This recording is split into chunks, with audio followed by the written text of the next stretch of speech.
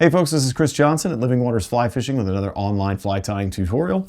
Today we are going to do the big fat ant. And so this is actually my favorite all-time ant pattern. Like absolutely the only one that I really fish on any regular basis, whether it be streams around here, whether it be in the high country of Colorado, New Mexico, any of the other western states.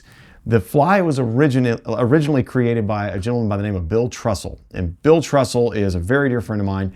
And he really created the fly with one thing in mind. He wanted something to be chunky, wanted to have a little bit of beef to it. And I think his exact words when I asked him about it is he said he wanted the trout to sense that they were going to have some caloric gain when they ate the fly. So instead of these little bitty gnats, he's like, I wanted something beefy. So the big fat ant lives up to its name. It is a fairly respectable fly when it comes to general size.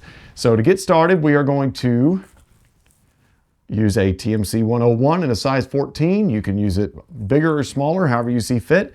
This is a Vivus 12-aught black for the thread. All I'm gonna do is just start right there in the center of the hook, migrating backwards, just laying a little bit of a thread base here.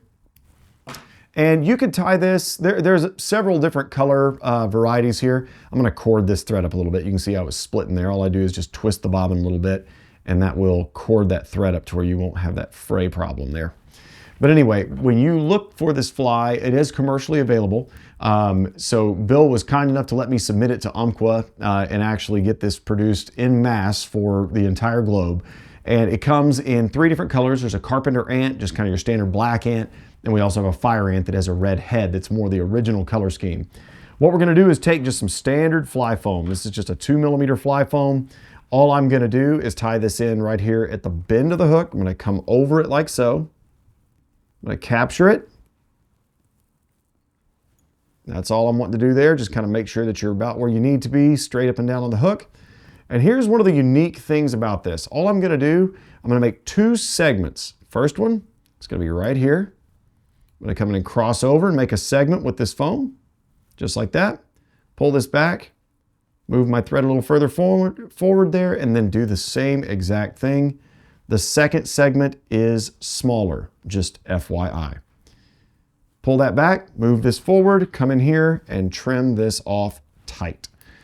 Once you have done so, cross this over. I'm gonna actually migrate this thread back a little bit, tie this little end bit down because I don't want that getting away from me. Tie this over and that creates this nice big foam abdomen on the back of this fly that, you guessed it, is rather chunky. That's the idea. So a nice chunky abdomen here. Come take that, pull it tight, give a snip. Our work there is done. Tie that down. I'm using, this is actually kind of an Evazote style foam. Floats like mad, great foam to use this with. This is probably right there about that 2mm range, might be a skosh more. But what I'm gonna do next is come up here, fall short, just a little bit short of the eye. I'm going to stretch this foam out just a little bit, make it a touch thinner, and come in here and tie it in, and we're going to loop it back over to make the head. So all I'm going to do here is pull that, trim that off, double this over to make the head, just like so. So now the ant has a massive posterior and a bulbous head as well. So it's going to be very definitively segmented just like that. That's what we're after.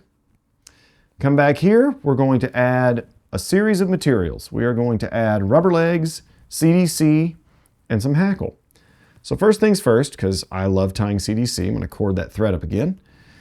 I love tying with some CDC, and it makes it just a little easier to see this fly overall. Take this little CDC puff in white. See how that's going to stick up like that and make this real nice upright wing. I'm going to slip that into position to the length that I want. Right about there. I'm going to tie that all the way back up against that foam. I've just got this nice little puff that sticks upright. Slide your scissors in here. Trim that off flush. Once you've done so, tie down any remaining. That's it. CDC puffs, pretty easy to come by. They just look like this, bunch of little puff feathers here. That's about it. So just standard fly foam, CDC puff. The material list is not all that extensive. Next thing we're going to add is some grizzly hackle. So what we want to do is add this really nice whiting grizzly dry fly hackle. This stuff makes a great accent to the fly. Looks like wiggling legs, and obviously keeps the thing floating high and dry even through heavy current as well, where it's not just relying on the foam. So this, I've already prepped the base of this feather, where all we do to prep this is we come in here with our scissors and trim a few barbules away, like so. And it leaves that little stubble there to where that allows it to not slip out at any point during the tying process. I would recommend you make sure you tie that in nice and firm and as far back as you can against that abdomen. Up here, make sure that you can slip your scissors kind of right behind that head. Come in there, watch your CDC, trim that quill off, and tie the excess down. The only tricky part of this fly, truly, is this right here, and this is where we're going to add the legs. So these are just standard brown rubber legs in a small size. You can use them in black, you can use them in brown. It's fly tying, there's not that many rules. Take that rubber leg, we're going to add this on the sides of the fly. So come in here like so. We're going to add that, and I don't want it too close to the head because otherwise that head's going to push it back. But that's kind of what I'm looking for right there, where you see where the legs are kind of splitting off just about like this. That's what I want. I know it's a little hard to see because they're long and they're kind of draping a little bit, but I think you'll get the gist of it here in just a moment. Take that second one, tie that in, move it in position, crank down with some thread tension, and you are golden. I'm going to move my thread right behind the head and out of the way of the legs. Move those legs in the position that you want. Grab some hackle pliers and grab that grizzly hackle. Got to get a little piece of hackle out of there from the last time. All we're going to do here is come around.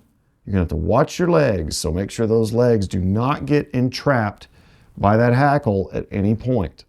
It's the only tricky part of this fly is migrating this feather forward while watching those rear legs. That one tried to cross over, just pull him forward. Migrate that.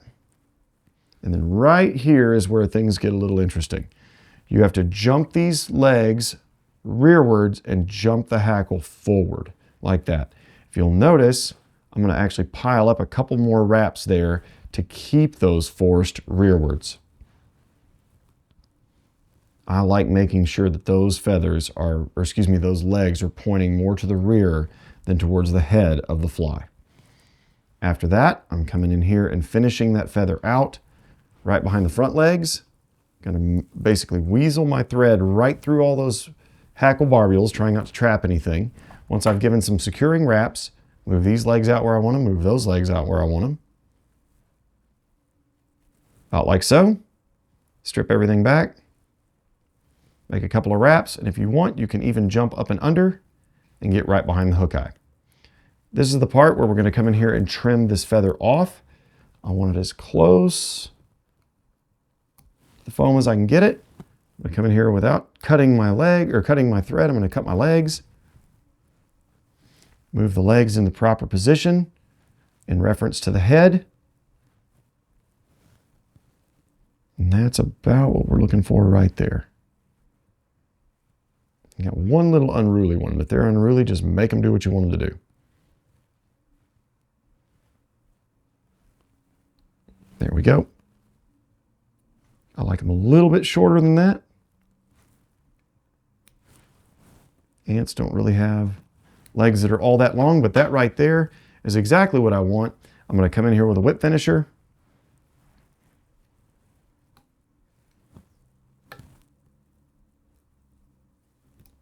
Throw one right there for good measure. Slide it down, hit that with some head cement when you're done. Push the head forward just so it covers up the hook eye a little bit more because we torqued it back a little bit during the whip finish process. And what we have here, once I cut these front legs a little bit shorter just for my liking, so we have a finished big fat ant. The final step is I'm going to put these legs a little bit more out of the way and I'm going to trim the bottom flush. I want this thing to float flush on top of the water. Nice and neat. But this little terrestrial pattern is absolutely phenomenal. Does a great job. It's easy to see thanks to the CDC puff that can also be subbed out with Antron. A wonderful little fly for anything you're doing, for panfish, for stream trout, anything of that sort. Just an amazing pattern for anything you're doing in the mountains or in Central Texas. Thank you so much for watching. If you have any other questions, let us know. Happy to help however we can. We'll see you on the water or in the shop sometime soon. Thanks again and take care.